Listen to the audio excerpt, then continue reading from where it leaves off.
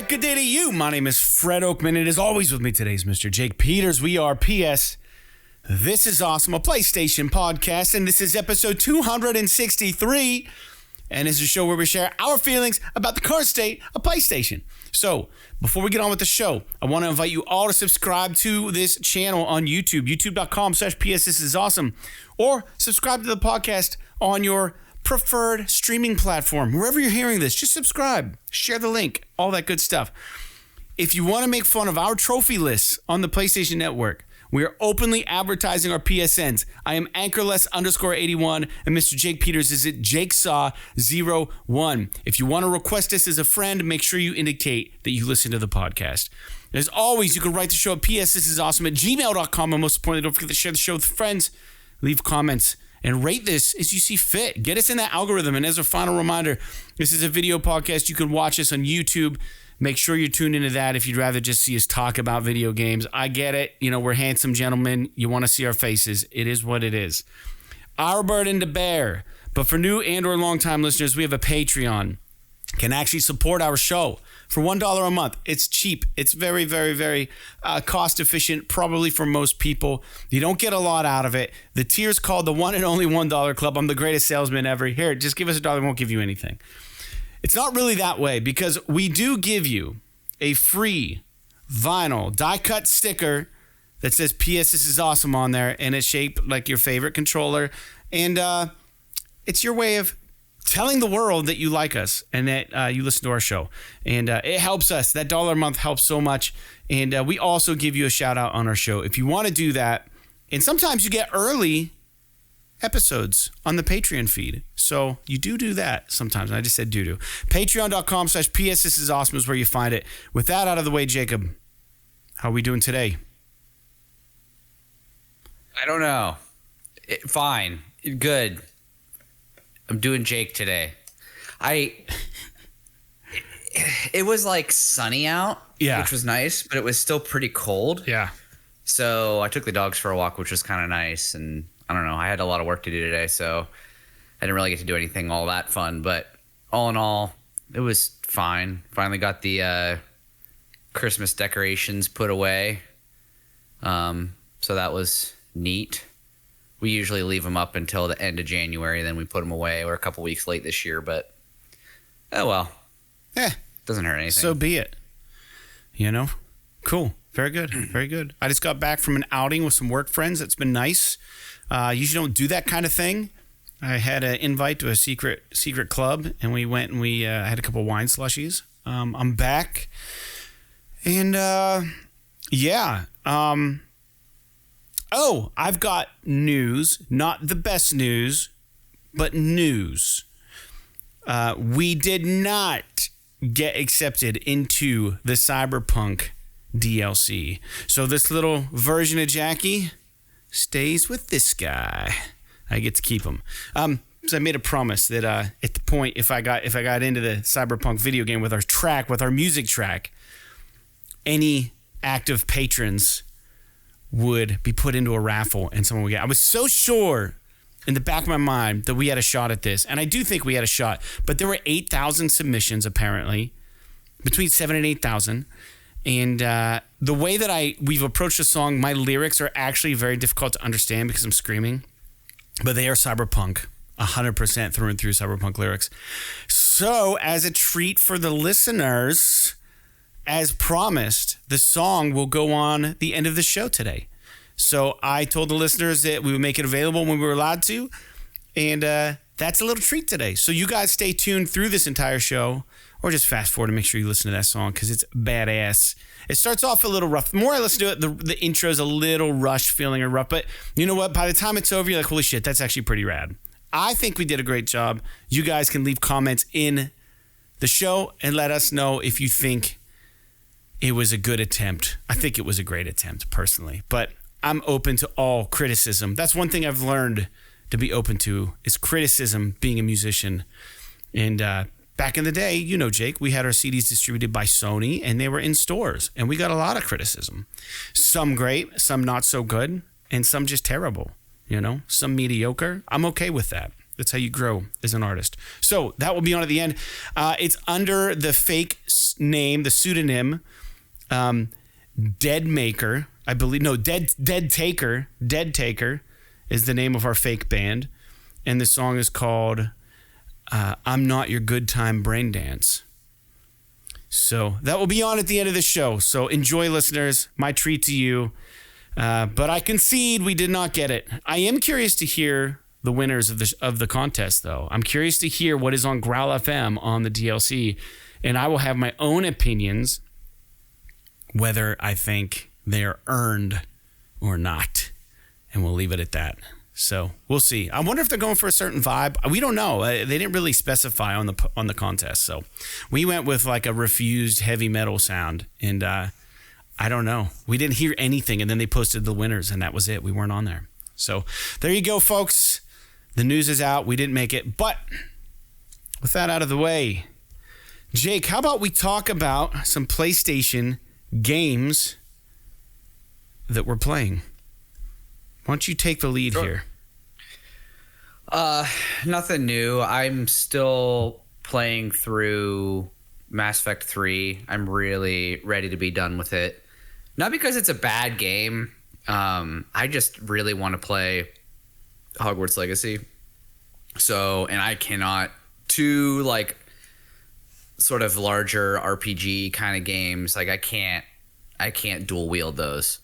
If Hogwarts was like a side scroller or something like that, or a beat 'em up, I could probably do it. But the fact that they're both like kind of time sync RPG-esque kind of games, it's impossible for me to do one or the other. Right. At the same time, I guess. Yeah, no. So I should be done with that hopefully the next couple of days, and then hopefully by the next podcast I'll have something to say about Hogwarts, even if it's not a lot. And then, actually, that's it. That's all I've been playing. Fair enough. Yeah. I haven't played anything else. Well, speaking of, I downloaded some things, but I haven't played anything. Yeah. Did you buy Hogwarts? I bought Hogwarts Legacy and Gran Turismo 7. Oh, yeah. So just for the PSVR 2, which comes out in February 22nd. Like 2 weeks? 2 weeks now? It's February 22nd, whenever that is. So that would be Today's a week 12th. and a half from Today's now. the 11th. Yeah, recording this February 11th. It is we are at the precipice of a new era of VR, from what I understand. Pretty exciting, honestly. Sometimes you don't know if it's the hype train or if it's like legit. And we got a news story about that later. But yeah, like you, I have started Mass Effect Victory, Arms in the Air. I'm excited. I started it. And I sent you a message and I said, why are the characters all orange? And you're like, they look fine on my TV. You don't think that picture I sent of whatever his name, what's the dude's name? Help me. Shepard. You don't think he looks orange? I mean, they do in those pictures you sent me, but it doesn't look like that on my TV. That was a screen grab off the internet. That wasn't from my TV. That was like, this is what the characters look like. They don't look that orange on your TV? No. That's so weird, man. I sent you an image of Shepard, male Shepard, and then I sent an emoji of an orange, and they were the exact same color. I don't know, man. He looks orange. That's my only criticism right now because I'm not very far into it. We'll do the Mass Effect spoiler cast very soon. I also bought Gran Turismo 7, and I have several VR games in my shopping cart because they are on sale up until the VR releases on the 22nd. Moss Book 2 is in the cart. The Switchback game, which is the, oh gosh, what are they called? What's the company I like so much that I don't necessarily get heat over, but it's a little bit of a hot take. Supermassive. Is Supermassive that make the Man of Medan and stuff? Who makes that? Yeah. Their coaster game. Switchback VR, I think, is in there. I also have Song in the Smoke in there. And which one's that? That's the survival game that came out on regular VR.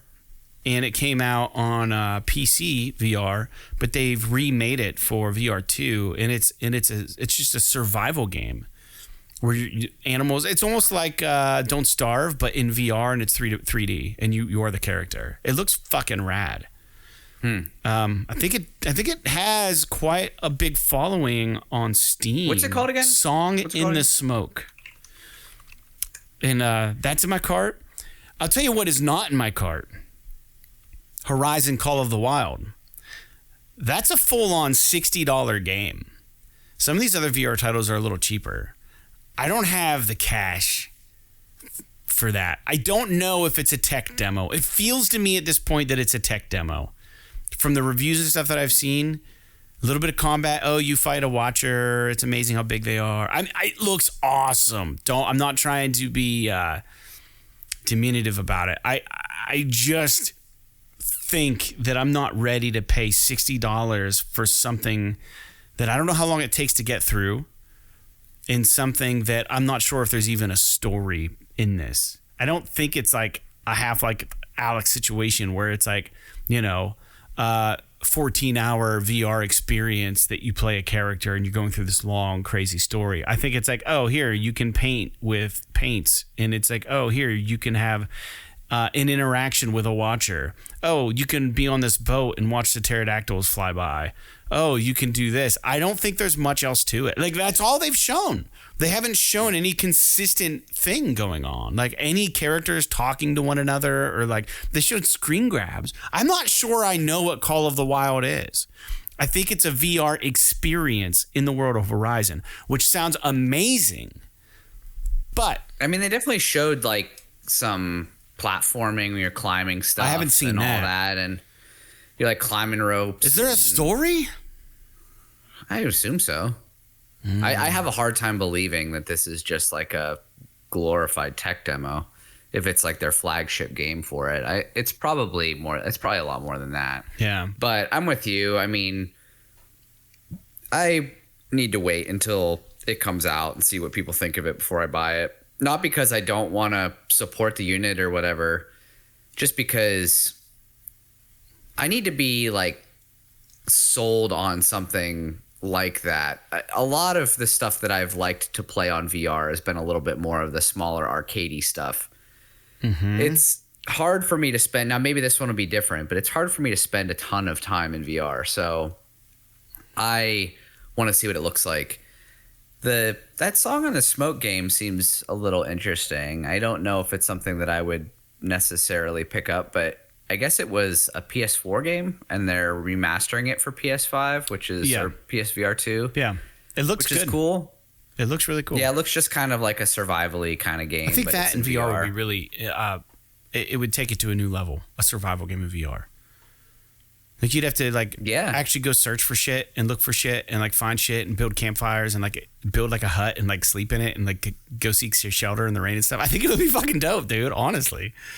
They should make a Bug Snacks VR. I'm surprised they didn't. Maybe they're working on one. I don't know. Well, let's maybe. Yeah, I don't know. Enough about that shit. But yeah, we'll talk more about VR maybe in a little bit. How about we dive into quick feedback from listeners from our last episode?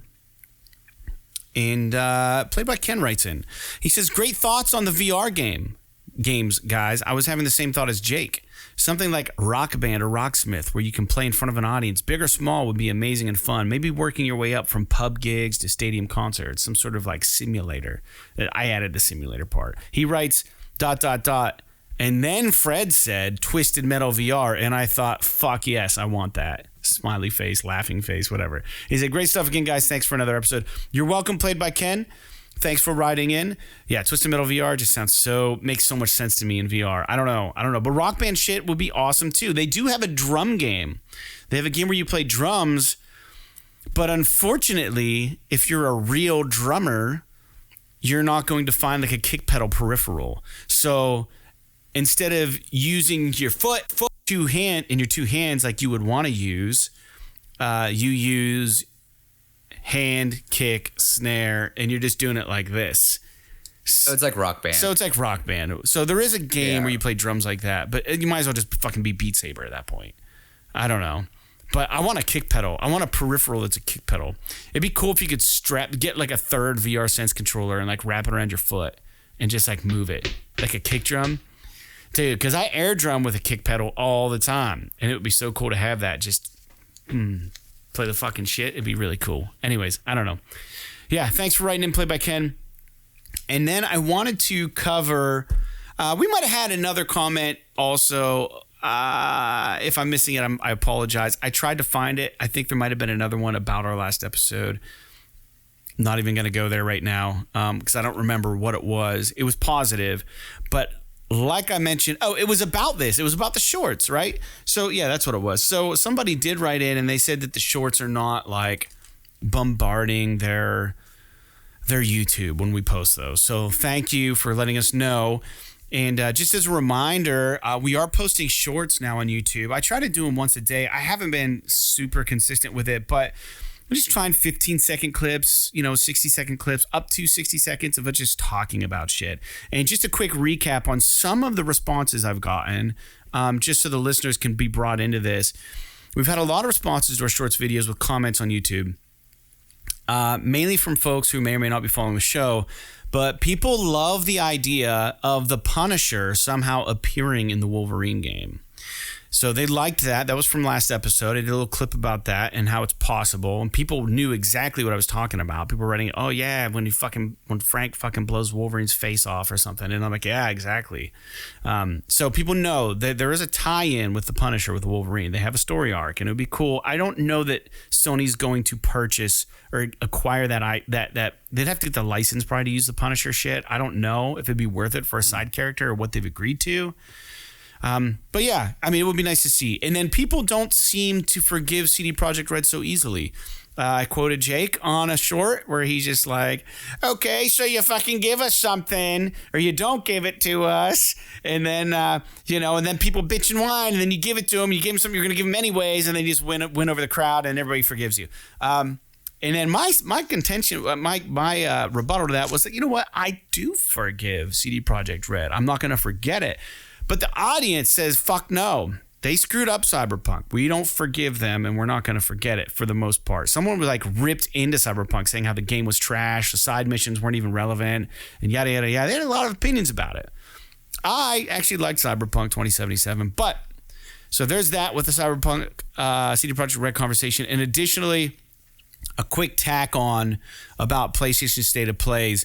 This guy or this character, or maybe this person, whatever, J-1 writes in and they think it's on the people for setting expectations too high. It's not on Sony to temper expectations about the state of play.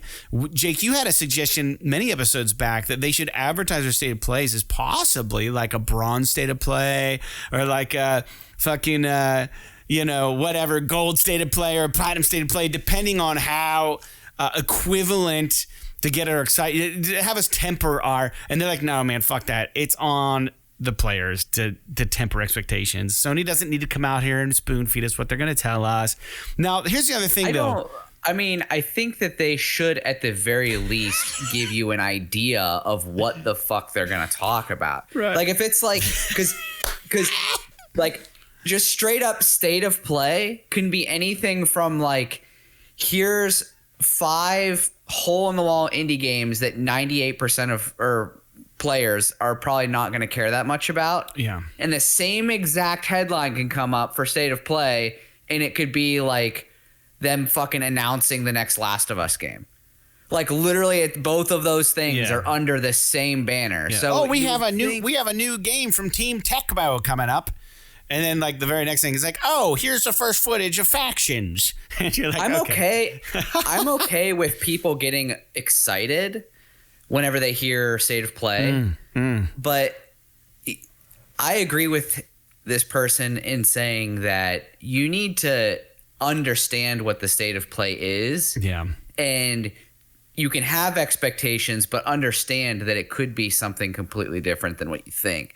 Like, and you have to have a little context too. Like right now, if they announce a State of Play, which is, there's rumors that there's going to be some stuff coming up, like you have to imagine it's going to be about VR. Like it's got to be about VR. Fucking VR is coming out in like 2 weeks.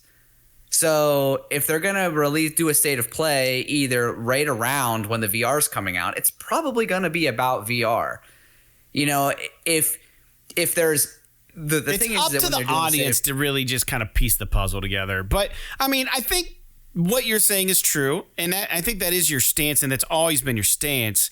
But I think as an addendum to that stance, you were just saying, but it would be fucking nice if they would just let us know. Is this going to be all indies? Is this going to be all fucking like AA games? Is this triple? Is this the whole kit and caboodle? And if this is going to be a fucking Marvel Spider-Man 2 state of play, then fucking just tell us it's going to be fucking top tier, you know, Illuminati shit. Like, but they don't do it because they want the people to tune in. They want the visitors. They want the viewers. They want people to build expectations so they all show up. And then even if they're like, oh, well, halfway through, they're like, oh, they're only talking about indie games or whatever. Then they leave. Sony can still be like 10 million people tuned in to fucking State of Play. And who knows, maybe one of those games is sold to you and where you normally wouldn't be interested in a game. All like it takes is just one because hook. You didn't know, right? And so like I do agree with what this person is saying about I just think that the viewers at the same time, they need to me it's one of those things where it's like hope for the best, expect the worst. It's like always one of those things. That's right? a mantra I like, live by, dude. And I'll do you one better. Expect the worst, accept the best. That's where I'm at in life, dude. 100%. Yeah, I don't know. I just think that it could be it could definitely be the dialogue around it could be a little bit less toxic. Yeah, I think. Fair enough. I appreciate that. Yeah, but you said you agree with this person. Now I have a bone to pick with J1. There's some crazy grammatical errors in some of your comments, and some of it just seems fake. Some of it seems like it's a fucking robot. I think is this I'm calling fucking GPT. ChatGPT's fucking writing into PlayStation. Yeah, I'm calling J1 out. I don't think you're real because we've never heard from you before. We've never heard from you before, and I started posting these fucking shorts. You know, like I've been listening the whole since you guys started. I've been a listener since day one. I don't fucking buy it. I don't think you have been, but I love it if you have been. And you need to prove yourself somehow. You know, you can't just write, I'm not a bot. Like, you got to, like, I don't know. You got to prove it. Find a way to prove it somehow. To be fair, most bots are grammatically correct. They don't, like, he proves he wasn't a bot. Usually people. And I'm not throwing shade. I think it's worth bringing up. I mean, you don't know with the internet, right? I so love the fact that J1 writes into every short we post. Every single one. J1's got something in there. A little quip, a little, no. You know, do you forgive CD Projekt Red? No, is what it writes. You know, he writes back, dude. I hope J1 is real, and I hope I actually know you in real life. I fucking hope. I'm gonna need your full name, your home address, Social security number, yeah, date of birth, and your mother's maiden name, all this stuff. Please feel free to send that to psthisisawesome@gmail.com so we can. Yeah, no, don't do that. Don't listen to Jake. It's like the crossroads at Alice in Wonderland. Like one of the things are like, I tell only the truth. And the other guy's like, I tell only the lies. And he's like, he's lying. And you don't know fucking what's real, right? It's like, yeah, don't listen to Jake. Listen to me. Find a way. Screen grab something and just post it in the comments so I know you're real. Screen grab something awesome. Video game related. What's your PSN handle? Do you have a PlayStation Network handle? Let me see it. Let me see it. Add me on the PSN, anchorless_81. And then in the ad, write, I'm J1. And I would totally accept it. Anchorless_81. Hit me up. I'll accept your friend request. That's how we do it. You tell me you're J1, and then we're on. I appreciate you as a listener. I appreciate the bots fucking listening. If you're a bot, dude, thank you. Thank you, robot. You know? Yeah, I tell you what. We'll take whatever the fuck we can get. That ChatGPT fucking bot is nicer than most people I've met. So have you talked with it? Yeah. I haven't yet. I want to. It's fucking insane. How do you do it? Some of the stuff so I think it's like chat.openai.com or something. I gotta yeah. But I know at some point they're cutting off access, but you make an account on there and you help it learn by like asking it all these questions and stuff. Here's a question. And like it'll get like a wrong answer, and you can be like one time I was doing something for work just for fun, and I was like, answer this math problem for me. Jake's trying to solve physics problems at work, and he's using chat, open mobile, and like creating bombs. No, just kidding. He was like, well, I was like, answer this, and I like typed in the math problem to it. Yeah. And it was like, we did this, and this is the answer that we got. And I was like, that's not right. And it was like, oh, we're sorry. We'll try again. And he like did it again. And he's like, this is the answer we got. I was like, I still don't think that's right. And he was like, oh, we're sorry. We'll try again. And the third time it was right. I was like, that's so weird that it like learns and like redoes it. But I guess the thing that it's really good at is writing code. So like if you wanted to make a website and you wanted to write like some fucking JavaScript or CSS code or whatever, you can be like, write me a JavaScript to embed this YouTube video or a shopping cart or whatever. And it would literally just print the code and you just fucking copy and paste it. That's actually awesome. It's amazing. It's invaluable. That's not going to be free forever. No way. No. It's kind of scary, honestly. We're gonna get to a point where nobody's gonna. It's gonna be like freaking Wall-E. Everyone's gonna be a fat ass on a wheelchair, and the AIs are gonna control us all. That's fine. I don't care, dude. Speaking by of, the time I'm like old, it'll be. Yeah. It probably won't be until like I'm older, and then maybe I just won't give a shit about life anymore. We're a little off topic, but I will bring up AI again. I'm actually creating my custom quest for Hero Quest or whatever. That's all done and good. I made custom playing cards. We're running through the quests now, and they have this really antiquated movement system where you roll dice, and they have this in a lot of games now, where they have random dungeon encounters. And I was like, it would be so fun if anytime someone rolled Snake Eyes, we draw a card from the random dungeon encounter and some random fucking shit happens. I just have to make the cards. And it's like, it'd be cool to have some nice artwork. So I'm using this fucking AI to make dungeon-esque artwork of orcs and goblins and fucking, treasure chests and shit. And it's working perfect. And I'm just using my editor and I'm cutting them right into my cards and the text. And I'm going to send them off to get made. And it's fucking better than I can fucking draw. It looks real. It looks good. Dude, that chat GPT, you could ask it. You could be like, write a quick story in 10 sentences or less about an orc that fucking demolishes a player character with his hammer at midnight in some dungeon. And it'll literally like make a creative story in like perfect. I need 40 more cards. So maybe I'll use it. Yeah. Maybe I'll use it for random dungeon shit. I came up with some cool ones, but yeah. This isn't the fucking chat GPT podcast. We don't talk about it anymore. Yeah, but I think it's really cool is all I'm saying. And before you know it, it's gonna be like, this is gonna be the type of shit that's gonna be making video games. Like it's just probably gonna be making ones, video games. But yeah, right. Well, there's still gonna have to be human input on things like the creative aspect. Yeah, there is. Like how do you want like what do you want the story to be? People are still gonna have to feed it. It's not like this thing is sentient, but it's literally just taking data and using that data to make something similar. It's not actually creating anything unique out of the blue. Right. So but it's amazing that how close it can get. The reason why ChatGPT is so impressive is because of its ability to learn, to mimic human language.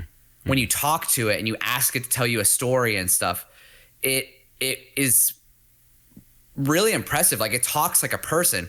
Like one time I asked it to tell, one time I talk about Clamps, the guy I work with, was showing me something that he wrote. He was like, write me a story about a person who travels to the stars or something like that. And it writes like this story that's like, I don't know, maybe a couple paragraphs, 3 paragraphs long. And then you could be like, and then he was like, okay, now write it like it's holy text. And it literally like it changes the whole story and all the tone and the grammar and everything so that it sounds like it's from the Bible or some shit like that. It's really, really impressive. Anyway, video games. Yeah, can we move on? Enough with this bullshit. Yeah. All right. It's all J1's fault. Yeah, fucking bot. All right. Anyways, it's probably our only new listener we've actually gotten in like forever. I'm just being an asshole. I love you, J1. For sure, I do. I just really hope that you're real. I don't know. I'm just so jaded about all the shit. Anyway, Sony, let's get into the news. Sony is going all in on real world marketing. The larger than life statues, the hammers, the fucking PS5s, you know, in Indonesia, all these different fucking awesome things. They recently opened a pop-up cafe and themed it after Horizon. Now, it's really phenomenal. This thing looks awesome. There's video of it. It's in Paris, so no dice that we're ever going to see it. And today was the last day, anyways, the 11th, that it was going to be open. It's a pop-up cafe. Sony marketing moves in, PlayStation marketing. I think it ties in really well with their promotion of VR for Call of the Wild. Yeah, Call of the Mountain? Call of the Wild. Call of the Mountain? What is it? Call of the Mountain. Call of the Mountain, yeah. Because you walk into this cafe and it's like you're in Horizon. So it's a cross promotion. It's VR 2 as well as promotion for the new stock of PS5. So they're killing two birds with one stone on this. Jake, I don't know if you had a chance. Did you watch the video? It's like all the servers are dressed up like people from Horizon. It's really fucking cool because they're all PlayStation employees, I think. Yeah, it looks like it looks almost like that if you've ever been to Disney World to the Rainforest Cafe, how they have like all the like vines and stuff hanging from the ceiling and everything. Yeah. It's got that vibe. And then like you go in, it looks like they go into another area and it's more like you're almost like in a cave or something like that. Yeah. It seems pretty neat. Yeah, that's good. Yeah, it looks cool. I just wanted to let listeners know that they're fucking moving on this shit. I haven't seen anything awesome like this in the U.S. though yet, so I don't think they're worried about. It was only open for 3 days. That's wild that they would spend the money to do that. Yeah, it is kind of wild. Yeah, a lot of work probably went into that. And let's go to this next one. This next news point is really interesting because I honestly didn't even know that this happened. We talked about themed DualSense controllers in previous episodes, how we like to make them ourselves. But apparently Sony released a Hogwarts Legacy DualSense controller, and it pretty much sold out before it was even on sale. In fact, like I said, I didn't even know they did this until I started taking notes for this episode. Strangely enough, it's honestly my favorite DualSense design. It's pretty dope looking. It's pretty dope looking. Awesome. It looks so cool.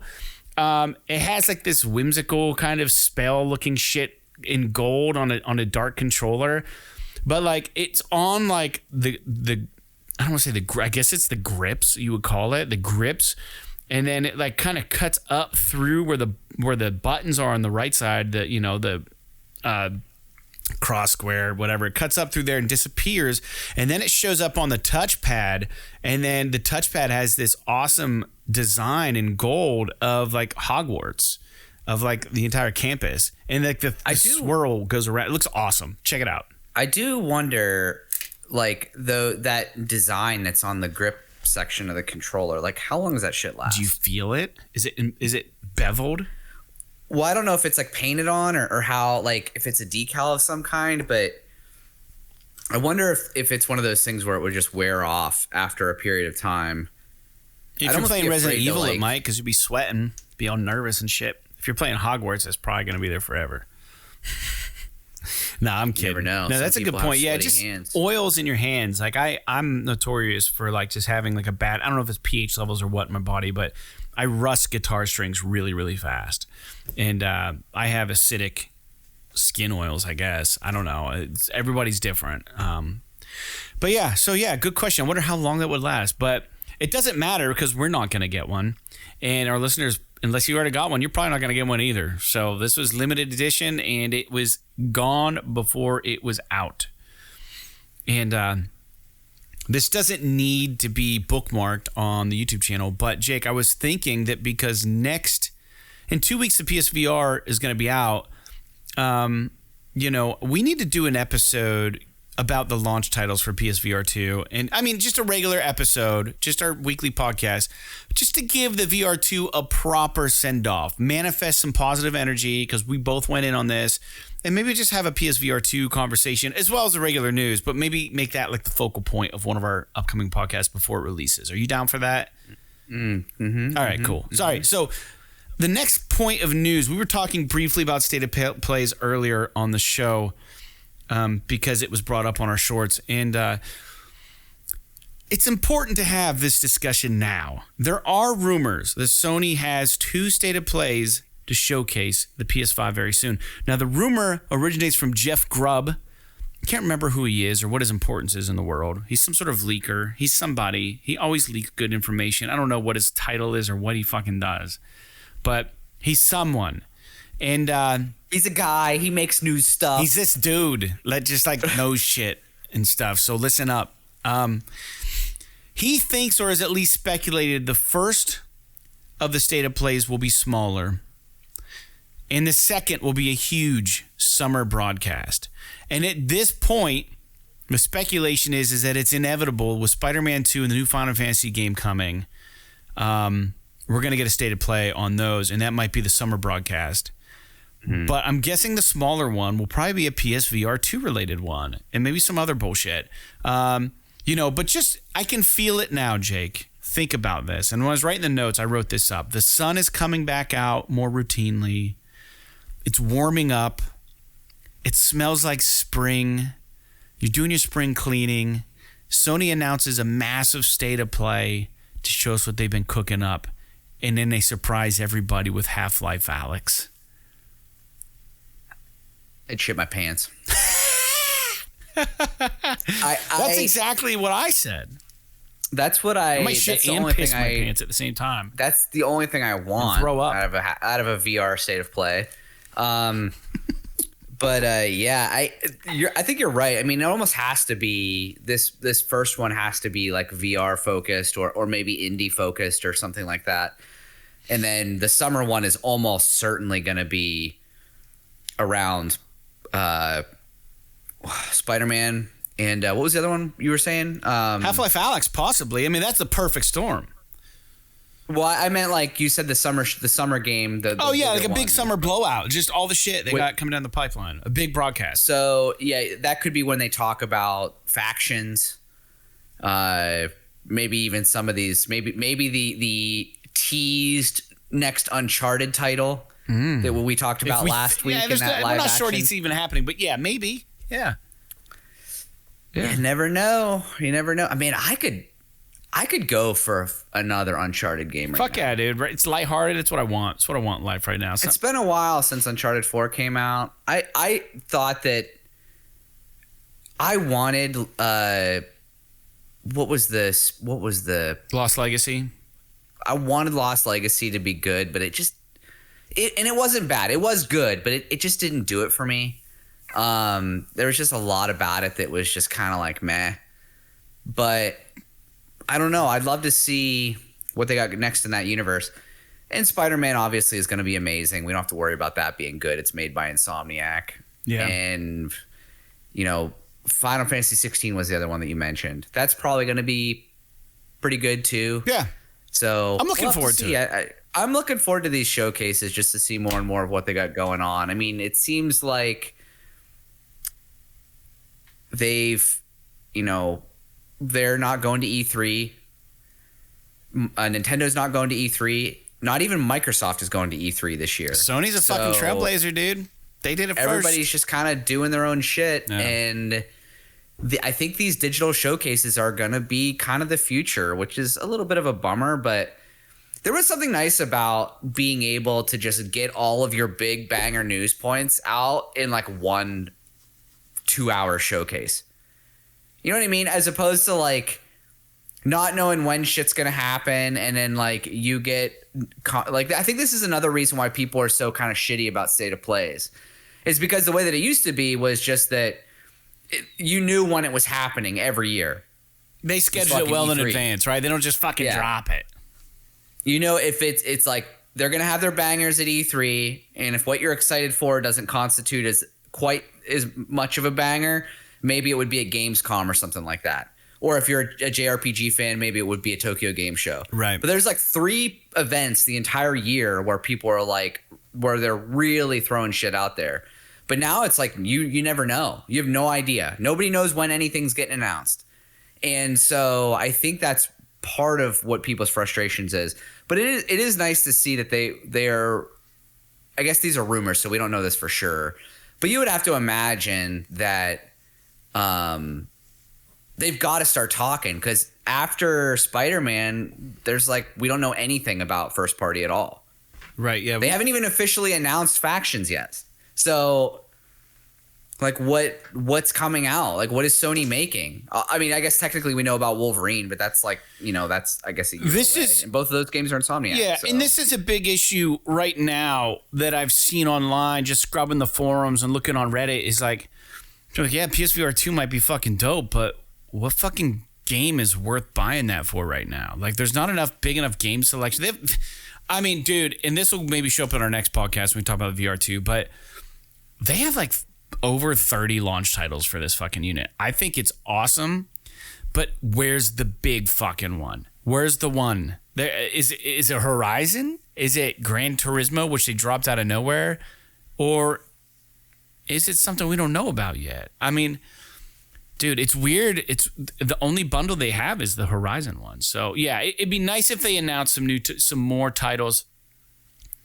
And I got to thinking about these state of plays, and this is the reason I brought up VR is that could they somehow do a global, like, like they drop a game and you pre-order it, and then you can play it at a certain time. Could they do VR state of play experiences that they put on the store in advance, that you preload, and you can just enjoy it with everyone else at the same time, and you're in this fucking virtual world looking at Sony properties and doing something? They could do something like that, and that would take a lot of work, I'm sure. But it would be fucking cool. It would be dope if they had a VR component to State of Play. Yeah. That would be really neat. That's a really neat idea. I mean, not even necessarily like, oh, you have this special software or something you have to install, but like, oh, tune in on your VR headset. And you're sitting in a theater with a bunch of other people in VR. Yeah, and you have the ability to tune in with your PSVR 2, and maybe if they're showing a VR game, it pulls you into it. It pulls you into it, so it's like you're watching it. Obviously, you're not able to move around and stuff because it's pre-recorded, but at least you would be immersed in it as opposed to you watching it on a flat screen, if that makes any sense. You'd have to have some agency to look around, though. No, I think it's fine if you don't. Honestly, if you're just in it, where it's all around you and your peripheral is all consumed by it and everything, and it's not like on a screen that's in front of you, like that theater mode they had with VR1. But you wouldn't know because you wouldn't be able to go like this and have it track, right? You'd be locked into the perspective of the demo. Sure, but you can imagine that it would look way crazier and your field of view would be way wider. Yeah, you're probably right. At a TV screen. Yeah, it's a great idea. Yeah, I mean, that's something that I think they could do with I'm not going to say it would be easy to do, but at least it would be not as impossible as like making all these like shit you got to download, and then, you know what I mean? Like, it could be something really crazy if you had to do that. But yeah, cool idea. I don't know, it's a cool idea. Yeah, right. I thought so. All right, here we go. Let's go on. Excuse me, to the new one, the new news point. Sorry, I'm drinking this tea and it's making me want to burp, and I don't want to burp in y'all ear. So the next news point is there's rumors also swirling around that the Final Fantasy Tactics game could be returning full swing. Maybe a remake, maybe a remaster, maybe whatever. And I'm all in, dude. I don't know that I've ever played Final Fantasy Tactics. I do know. You did? What's that? War of the Lions? You beat it. Yeah. That's Final Fantasy Tactics. I thought it was Final Fantasy V or something. No. War of the Lions is a culmination of something. No. It's literally the portable version of Final Fantasy Tactics. It's one of the best games I've ever fucking played. So awesome. Yeah. Excited. I didn't know that was it because they call it War of the Lions. So how was I supposed to know? It was literally called Final Fantasy Tactics, the War of the Lions. You sure? Yes. I just remember saying War of the Lion. War of the Lions. Sorry. Make this a fucking YouTube short. Fred, you're an idiot. We'll get all kinds of comments. I'm doing it. War of the Lions. All right. Yeah, I played the fucking game. I loved it. All right. Fair enough. So yeah, that's good. I really wanted to get deeper into that game. There is a battle about an hour into that game. So that hard. Literally, it's like the make or break for the game. Either people quit there or they get past it and they beat it and it's like their favorite game ever. So one of the best games I've ever played. And it was one of those things that I just because the problem is it's one of those battles where you almost have to win by luck. And yeah, because there's some of that to it. Yeah, for sure. It's definitely you could make decisions to make it better and easier on yourself, but it's a very steep difficulty spike. I played it on Vita, dude. There's a battle at the end that was kicking my ass, and I thought I had broken my game because I couldn't go back and I had to fight this boss. I had to do all kinds of research. It's one of those kind of games. But I found out that my one spellcaster had this some kind of spell that could debuff the enemy, and you just fucking keep doing this thing, and they either keep skipping their turn or they kept attacking and missing, and then slowly over time, you could get enough, death by a 1,000 cuts is how I beat the last boss, and all because of my magic user that was able to make their attacks pretty much useless. I could barely do damage to this thing. I don't remember exactly the specifics, but you're right. It's probably not. It definitely has not aged well in terms of, just in terms of that. You run into some very difficult battles, and maybe you're not quite equipped for them, and then you're kind of stuck. But Valkyria Chronicles also had that a little bit. But I think games nowadays, they kind of age a little better where you don't get stuck so much. But great game. I don't know, dude. Anyways, can we go to the next one? Let's go to the next one. Massive makes a massive mistake. This one is super interesting. I got to write down this time. 46. Oh, God. I don't know. 56 maybe. All right. So it's nice to see Massive is still supporting the Division 2, right? We can all agree, awesome. Thankfully, they're still doing stuff with this. They're rolling out seasons all the time. They recently had planned to release Season 11, but it was waylaid recently. It was waylaid because there was a localization issue that tore down their, what the hell did they say it was?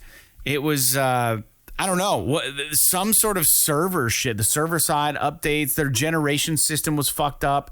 They caused a lot of damage themselves through some sort of localization issue. And they've been hard at work to bring things back.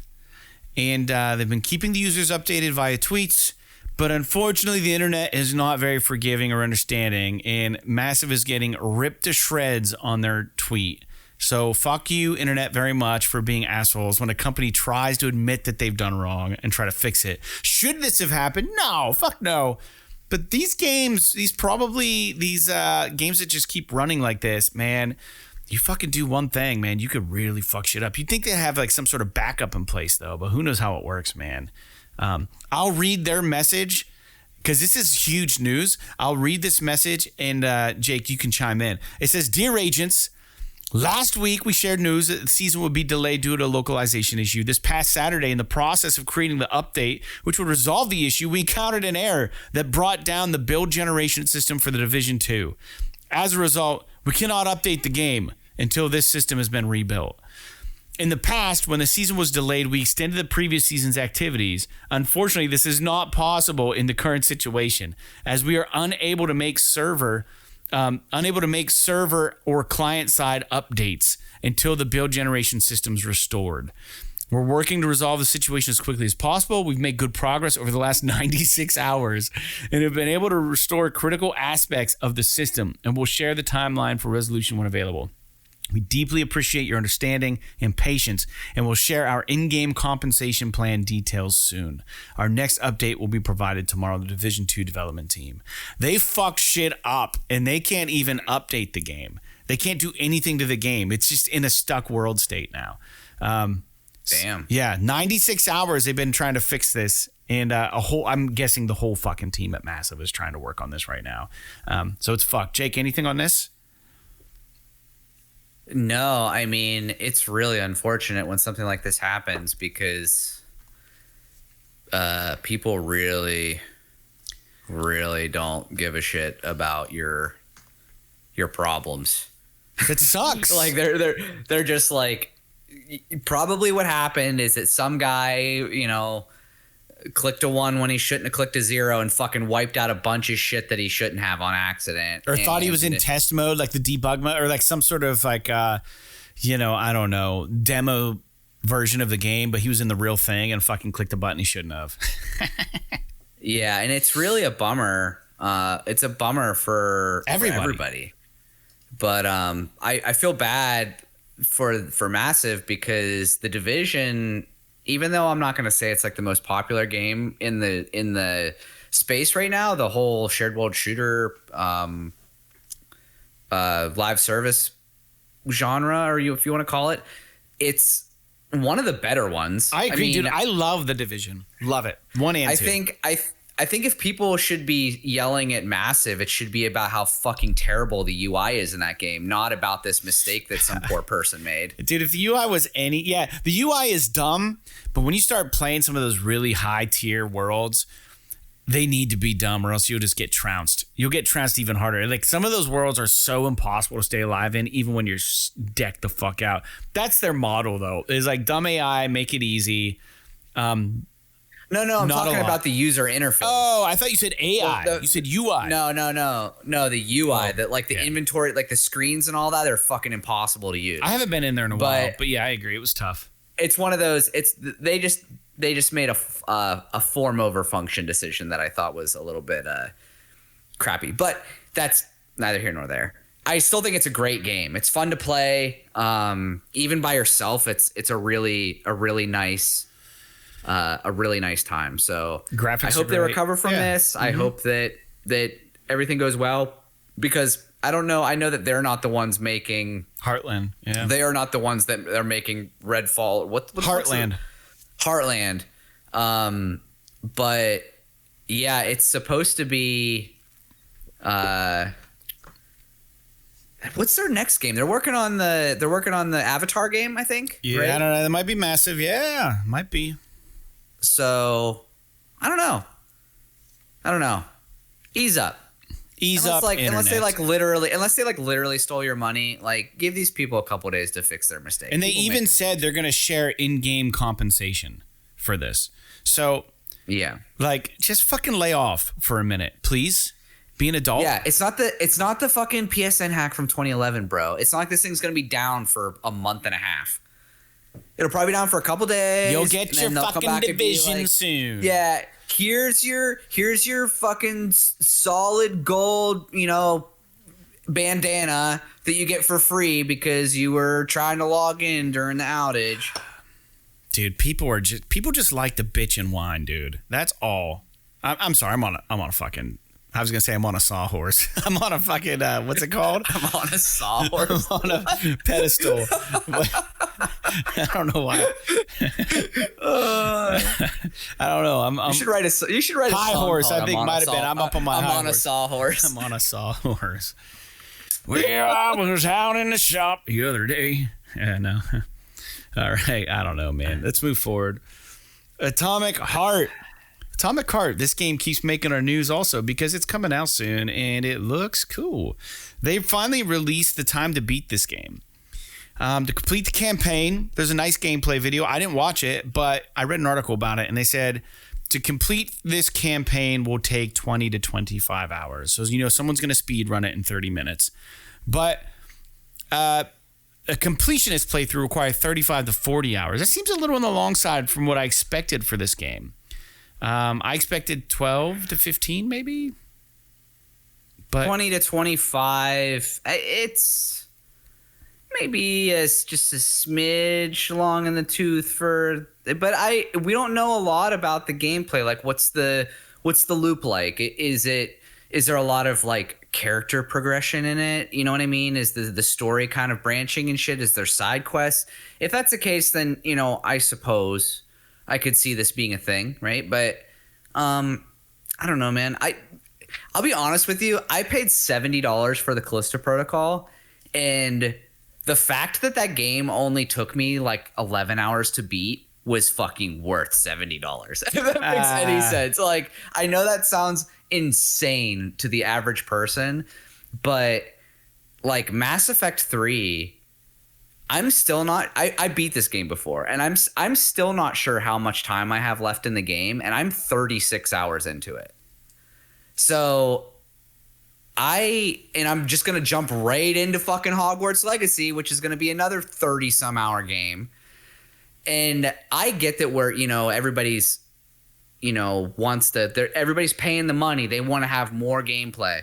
But imagine if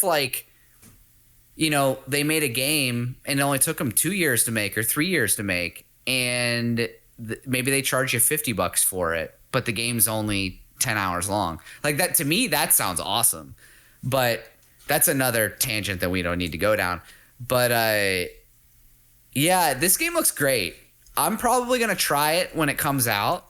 Is there going to be a demo, you think? It's going to be on Game Pass, so I can get it on Xbox, but I don't know. I mean, I've watched some preview coverage of it. It looks really fun. This shit is all coming out at the same time. Dude, the more I see and read and listen to about Dead Space Remake makes me want to fucking play that too. Because apparently that's awesome. And it's not just like a straight up like 1-to-1. They actually made improvements and switched some things around and made the gameplay a little better. So I don't know, man. It's too much shit to play. I need like a freaking month off of work just so I can keep up with this stuff. Yeah, the only way to do that is to get really sick, and then that sucks to be sick. So I don't know. You got to retire sooner. You got to win the fucking lottery, Jake. I don't know. We need to get successful as a band. Dude, if I win the lottery, I'll tell you what, man. A lot of shit's going to change around here. All right, we're way off topic. Yeah. Couldn't have said it better myself. I told someone today at the work meeting, and I'll let it go. If I just had $100,000 in the bank, I could retire in 5 years. I'd make that money make money for me, and I'd be good. But you got to have that upstart, dude. You got to have it. All right, anyways, let's move on. Next news point. I'm still here, guys. I'm just writing it down. Level 5. I didn't know this had happened. Level 5 is the studio that made Ni no Kuni and Ni no Kuni 2. I really liked those games. I really liked them. They were part of the Nintendo Direct. And Level 5 revealed a new title, which is a crime suspense RPG called DECAPOLICE for PS5 and PS4. Rad fucking name. It seems to play off of the running concept for the Ni no Kuni games of having an alternate world somehow tied with real reality. It's kind of redundant, but yeah. We saw this in Ni no Kuni, like I said. So apparently you can find clues in this alternate world that actually help solve real crime in the real world. So it has like this multi-world thing going on. It kind of has a really nice art style. I thought it looked a little bit like some of the Gravity Rush graphics, a little bit. But it looks really clean. It appears to have possibly turn-based combat, and I like that this looks like it's turn-based combat because it's kind of making a fucking comeback, which is nice. So the entire trailer's in Japanese, so I couldn't watch it. It just drove me nuts. And but it looks really interesting, and you can watch it. It's called DECAPOLICE, and it is coming out on PS5 and PS4. So this is something to keep your eye on, man. This actually looks really fucking cool. Jake? Yeah, it's interesting. It's one of those games that probably pretty interesting. Level 5 makes some pretty good games. I think the art style, I appreciate that it's stylish. Mm-hmm. The characters look a little derpy to me. But I think that it's one of those games that could be really fun. Like, I'm watching the trailer, but I'm watching it with the sound off. Yeah. And it's kind of like Persona 5, in my opinion, is fucking amazing. But like the first time I watched the trailer for it, I was like, what the fuck is this? You know what I mean? Mm-hmm. Like, there's just like, sometimes you just get that from Japanese games and JRPGs and stuff like that. But if you just give it a chance, all of the like aesthetic weirdness and even a lot of like the hokey, like campy freaking dialogue and stuff, a lot of times that shit will like bleed away, or it'll like kind of just flow over you and like past you, and you just can kind of focus on the story, and it ends up being a great time. And I never beat Ni no Kuni. I really want to go back to it because that game is awesome. I love the Studio Ghibli art in it and the story. Like, that game has one of the most heart-wrenching beginnings of almost any game that I've ever played. It reminds me a lot of like the beginning of that movie Up. You remember that? Yeah, dude. Like, it's just very, very. They just hit you with just a heart wrencher right off the bat, and then you have to go do this game. And so I don't know. I'm sure it's. I'm hoping that it's good because it looks interesting for sure. Yeah, I'm looking at their Wikipedia page for level 5, and they did Ni no Kuni Crossworlds on Android and iOS. I didn't realize that was a thing. They also have, let me see here, 2023 Fantasy Life, The Girl Who Steals Time for Nintendo Switch coming out. Inazuma 11, Victory Road of Horses, Android, iOS, Nintendo Switch, and PlayStation 4. That's 2023 anticipated release. Never heard of that. DECAPOLICE, which is a Nintendo Switch and PS4, PS5 only. And then I guess there's some other ones on here too. One got canceled. True Fantasy Live Online. No idea what that is. Getting into like some adult content there. I don't know if they make that kind of stuff, but with a title like True Fantasy Live, it sounds a little weird. But I was trying to find the level 5 website, and I have no idea. I have no idea how to find them. Here, it's a Japan website, so I couldn't get to it. It's .jp. It's all in Japanese. I wanted to read. Wow, look at their fucking website, dude. It's rad. Go to level5.co.jp. It's like it doesn't appear there's a localized version for English. So I have no idea how to find. There's DECAPOLICE here. If you click on it, decapolice.jp. I wanted to find. I read something on a website that it's like there's a perfectly copied world, like a VR world, in this game called Deca Sim, and you go into this virtual world to find clues that affect the real life because it's a perfect copy. But it seems like in the Deca Sim you can do whatever the fuck you want, maybe, or like live a little more on the edge because it's not real. And then you have to like, I don't know. It seems really cool, man. I don't know. DECAPOLICE, check it out. Decapolice.jp is the website. It's wild. I've never been to a Japan website. I swear to God, that was the weirdest thing I've ever seen. I didn't even know you could do that. Did you know you could do that? That you could go to Japanese websites? That ends in JP, like not .com. Yeah, dude, you can fucking go to any website you want. You just might not be able to read it. Dude, I've never gone to a Japanese website. That's so weird.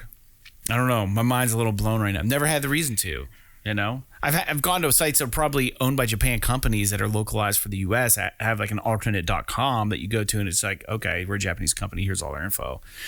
But not a site that is clearly housed in Japan for Japan. That's weird. I don't know. I feel like I just crossed. Yeah, I love the look of this shit on this website. Well, the DECAPOLICE site. It's so fucking cool. Just like if you just like look at their page and it shows like all the games that they Level have. 5, yeah, it looks badass. It's so colorful. They all look like these just dope fucking anime movie posters. It's cool as shit. Like it looks, and it's got all the freaking kanji all over the place. It just looks awesome. Yeah, it does look awesome. I'll give you that. I don't even have to give it to you because it's the truth. All right, next news point is, do you remember that game called Pacific Drive? We saw That's the one where you're like in the freaking test zone and you're driving the station wagon around. Yeah, and it's first person, and it's made by Ironwood Studios. Well, this game got a nice feature on the PlayStation blog recently. Yeah, you drive an old station wagon through the apocalypse, apparently. It seems like the apocalypse. It's actually like a test site, like you said. It's a sweet-looking game. I want to try this. Go to the PlayStation blog for more info. But, dude, looking at the video footage of this that they posted on the PlayStation blog, there's no way this isn't a VR game. There's no way this isn't a VR2 game, compatible game. There's no fucking way this doesn't come to VR. There's no possible way. This would be the perfect VR2 game. It would be dope. It would be. Yeah. It seems shit. like it would be. It seems like it would be kind of a neat game to have VR. Like even the scenes where you're fixing up the car, it looks like a VR game. This is going to be a VR game. Like, huh? Yeah, I love kind of what's going on here. It does seem almost like it's a VR game. I'm calling it. You heard it here first. Pacific Drive is coming to VR2. There's no way in hell it's not. There's no fucking way. This game would be so awesome in VR. Look at the tools. Look at the fucking tools, man. It's VR. I see that fucking crowbar and I think about Half-Life and it turns me on a little bit. All I'm saying is this. It's VR. No, really though, it's going to be a flat screen regular game, I'm sure. But I'll be damned if we don't get a VR update for this. I will be... You guys can call my ass out. It's going to happen. Guaranteed. Has Ironwood ever made a VR game? They'll port it, dude. They'll port it to some company to do it, use it. Some other company will do it. I'm sure of it. I didn't read the article. It probably doesn't say anything about VR. Dude, it's coming in 2023. And, dude, if this game is VR, I'm a day one. 100%. Day one. Go to it. Go to the PlayStation, blog.playstation.com or playstation.blog. Go there. Look at this game. Tell me what you think. I'm calling it right now. Pacific Drive's coming to PSVR 2. My prediction. And I hope I'm right. All right, next news point. This is actually exciting. The first time you and I, Jake, will ever get to play an Octopath Traveller game on a PlayStation console. Octopath Traveller 2 hits. It comes out February 24th, 2023. But right now, you, me, and all the PlayStation gamers can try out the demo. Octopath Traveller 2 demo is live. You can try it. And the cool thing is that your progress is going to be carrying over. Jake, is this game on your list? It's on my list. I don't know if I'm going to play it right away, but it's on my list. It's definitely on my list, but I don't know when I'll get to it because I really enjoy. I never beat the first game, but I played like 20 hours of it and I really enjoyed it. I just never got to the end. Yeah. And I haven't seen a ton about Octopath 2, but it seemed like it was similar, at least in gameplay and style and stuff like that. I don't know, like, if they've made many big changes about it or whatever. Hopefully, my biggest hope is that in Octopath Traveller 2, the characters, all of their stories intermingle with a little bit more purpose, rather than, like, you just having these randos on your story with you.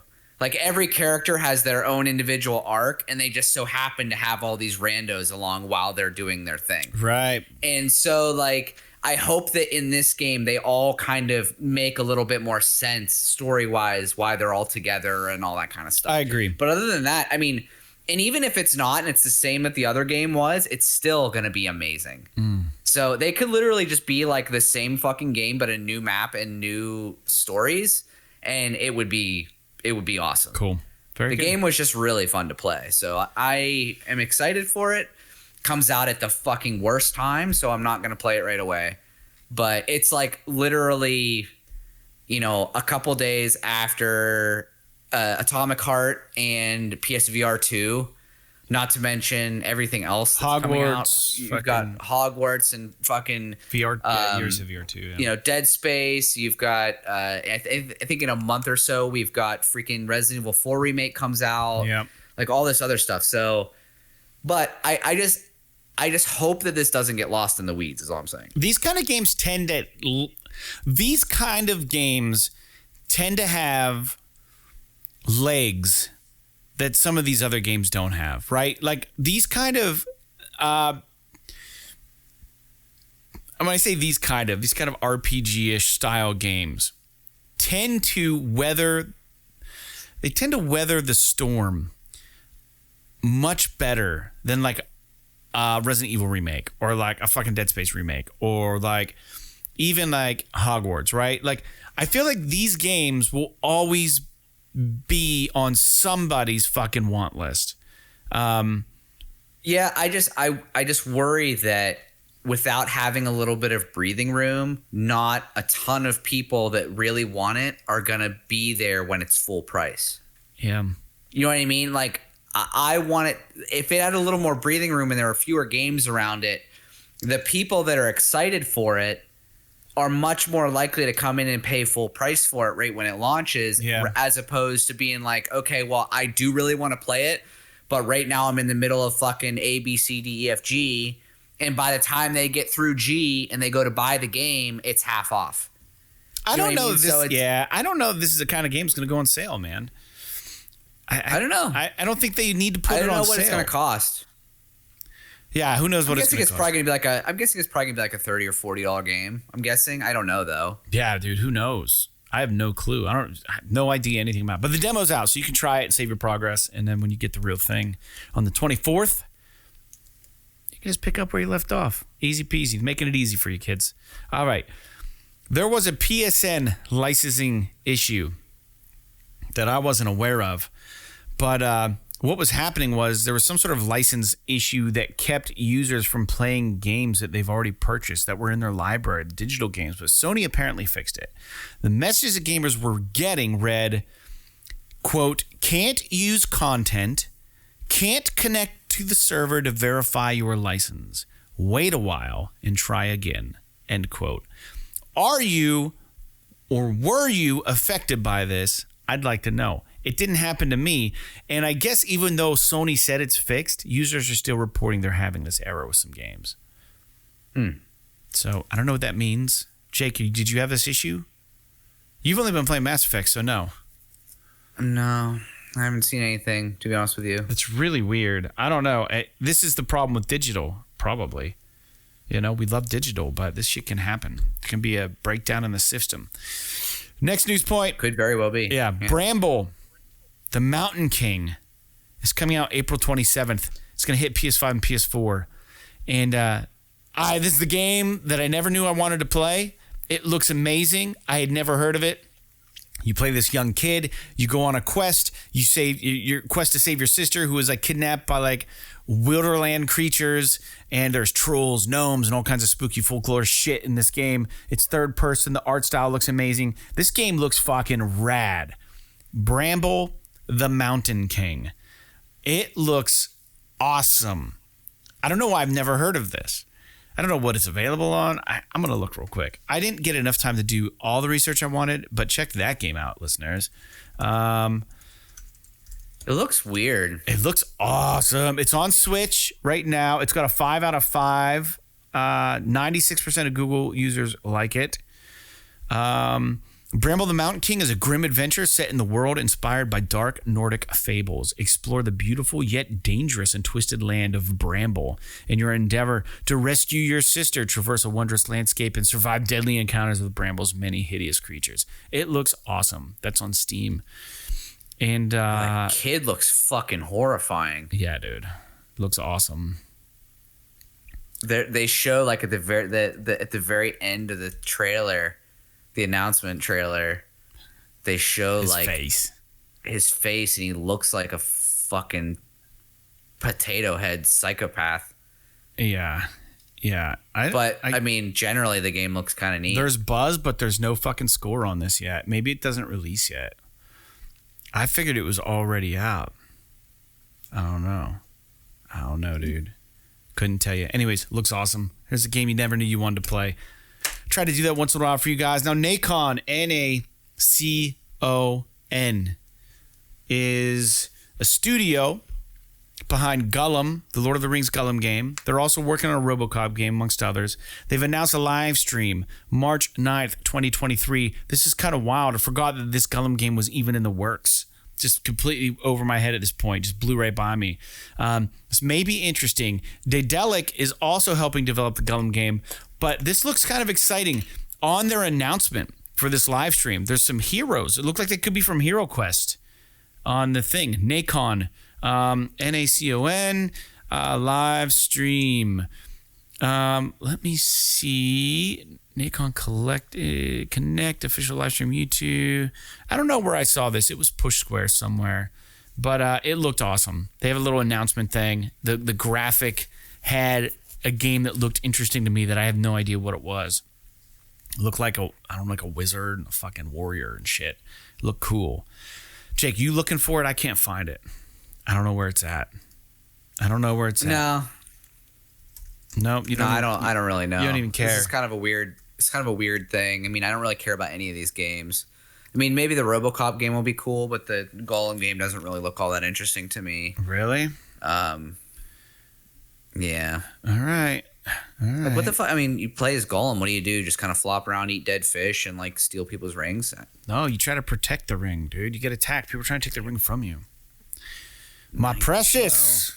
All right, last news point, and we'll get on with letting y'all leave. This has been a shorter episode, which is awesome. We try to keep them digestible for our listeners. PSVR 2, again, apparently is a leap ahead of most headsets. And I say this because the developer working on PAVLOV VR, which is also available on Steam at the moment, said that his team is using the adaptive triggers to give a unique texture to each weapon. And he says it's probably, talking about PSVR 2, quote, it's probably performing 10% above PC VR because it's a console and rendering is more efficient. And he was comparing it to the NVIDIA RTX 2090 Ti, which is about $1,200. So as far as the processing, he says it's 10% faster. So I don't know. It's good news. I mean, I don't know what kind of black magic shit's going on with Sony. If their system is up to snuff with the best out there right now, that's nice. I think that they have the benefit of being able to like lock it all down. I mean, it's their headset with their hardware, with their processing. It all fucking works together. They don't have to worry about having any number of different types of video cards or CPUs or RAM configurations or any of that shit. They know what they got. Can by default make their stuff way more efficient just by sheer virtue of being able to limit the amount of iterations of hardware that they have to worry about. Yeah. But at the same time, I mean, it's supposed to be a really good headset. So I'm sure that all that stuff helps. Yeah, you're probably right. So we weren't going to talk about these, Jake, but I found them.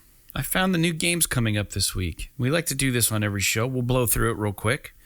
They must have just posted it over on Push Square, which is the site we get a lot of our news from. We're not breaking news. We borrow a lot of news stories for them. We like to talk about it. We like to have a conversation. The lunch table conversation, as you will.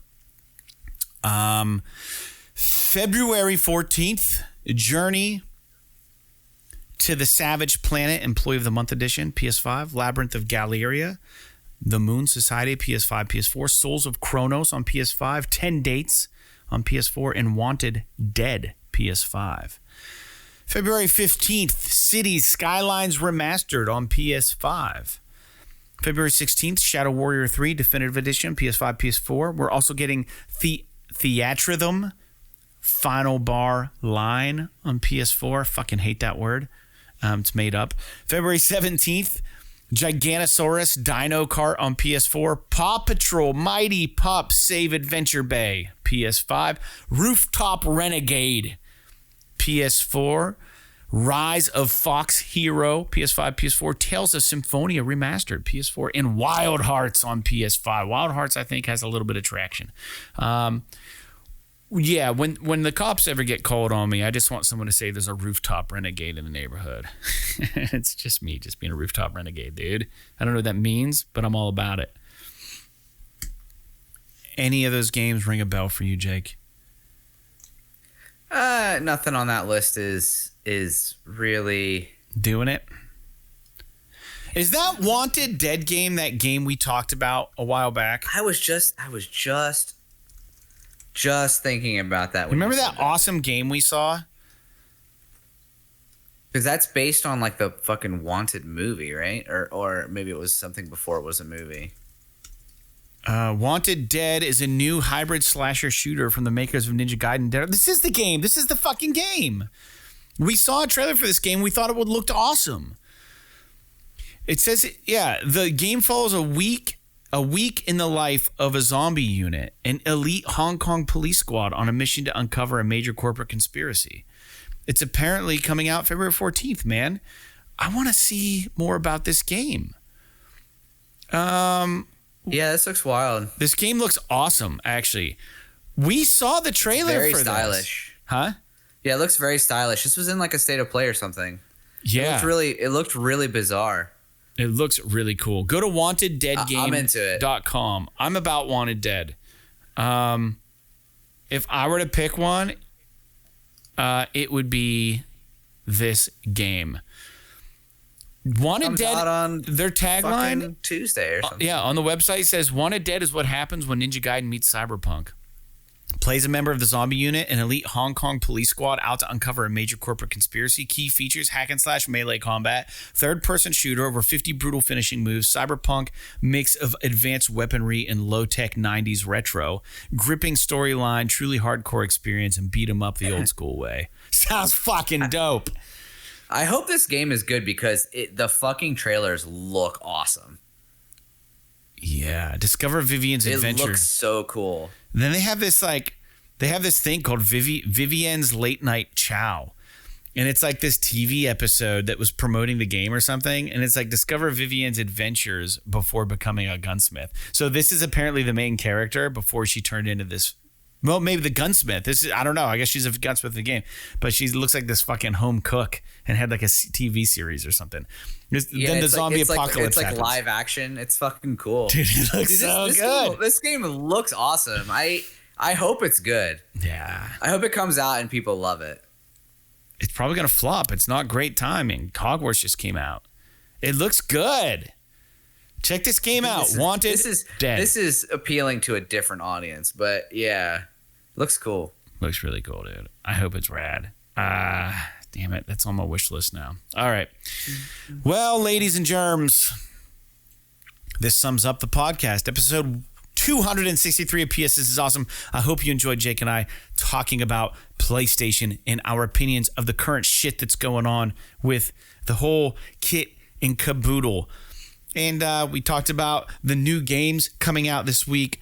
We talked about PlayStation's ridiculous marketing. We talked about possibly a Final Fantasy Tactics reboot, the Hogwarts DualSense controller, the Time to Beat Atomic Heart, Level 5's new game, Pacific Drive coming to VR. We talked about a lot of shit today, all in under an hour and a half.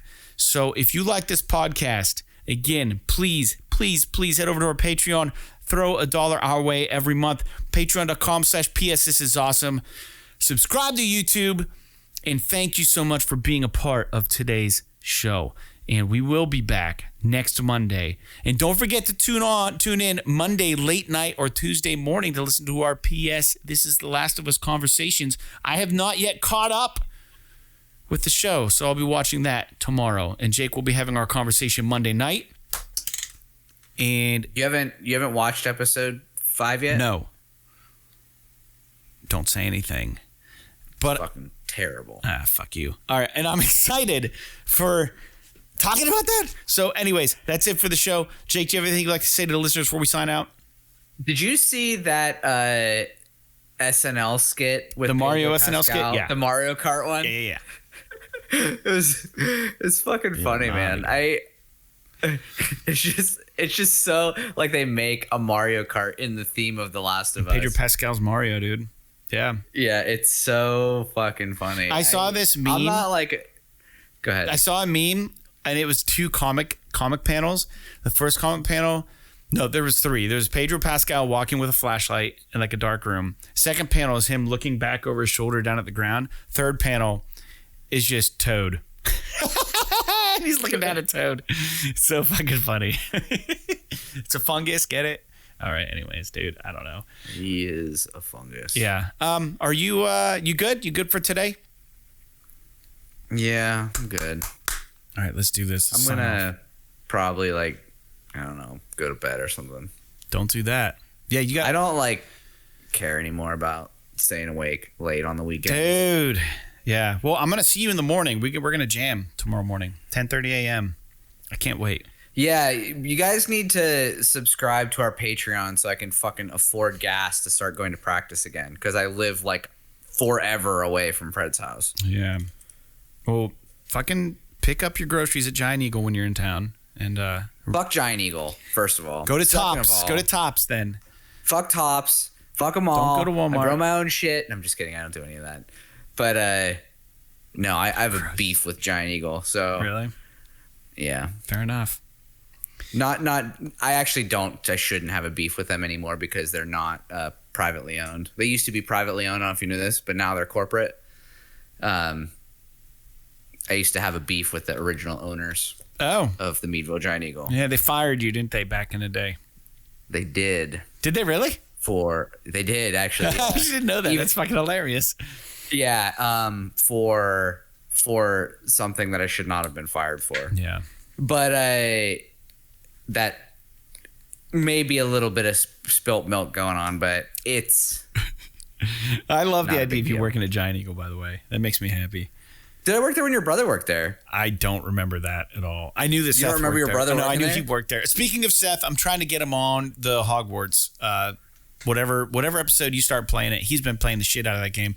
I want to have you and him have a little bit of a conversation on the podcast about that game because I don't have it and I don't plan on playing it anytime soon. So, yeah, I didn't know you guys worked together. That's awesome. Let's sign off, shall we? We got to keep this under an hour and a half. All right. So, like Quake, Quantum Error, and Qbert rebooted. P.S. Yes. This is awesome. This is awesome.